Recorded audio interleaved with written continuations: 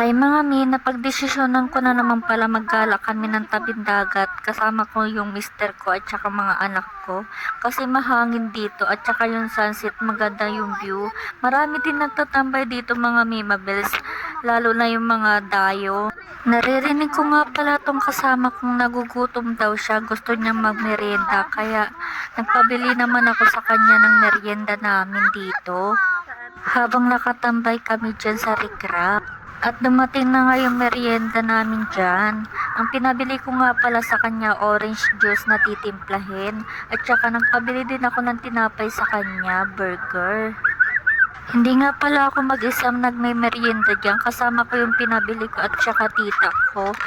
At yung mga anak ko na din, kasama ko magmerienda dyan. Ang kaso nga lang, busy sila maglaro sa buhangin. At kasama ko din pala yung mister ko dyan, kaso di ko nang binidyohan kasi nga busy mag-inom dun sa kubo kasama ng barkada niya at si uncle, kapatid ng papa niya. Tamang kain nga pala ako dyan habang nagtatambay dyan sa recrap kasi maganda yung view ng dagat dyan, lalo yung sunset. Tsaka masarap yung hangin dyan mga Mima Bells.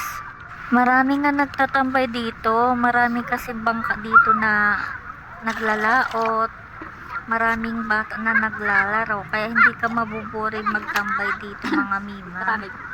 At habang namimerienda nga pala ako dyan, hindi mapakali yung mata ko kasi ang dami kong nakikitang mga ibon, mga batang naglalaro at mga bangka papunta ng maglaot.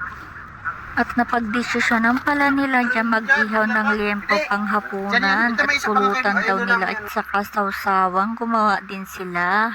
Tapos na nga pala ako magmerienda dyan, kaya yung bunso ko at saka yung partner ko at saka yung panganay ko is maliligo na daw sila sa dagat.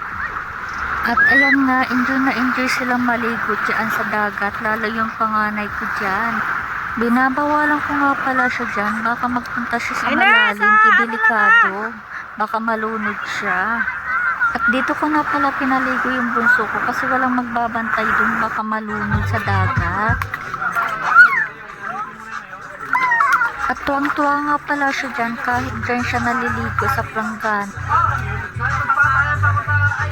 Kawawa ka naman yan. Bibidyoan pala kita. Ha? Bibidyoan kita. At ayan nga pala yung sunset, lumabas na siya. Napakagandang pamasdan, lalo yung mga nakatambay dito. Ang ingay pala ng mga bata dyan, gawa ng naghahabulan sila dyan. Kasi nga hapon na, masarap na maglaro dyan pag hapon. Malawak kasi yung laruan nila dyan kasi nga tabing dagat at saka buhangin.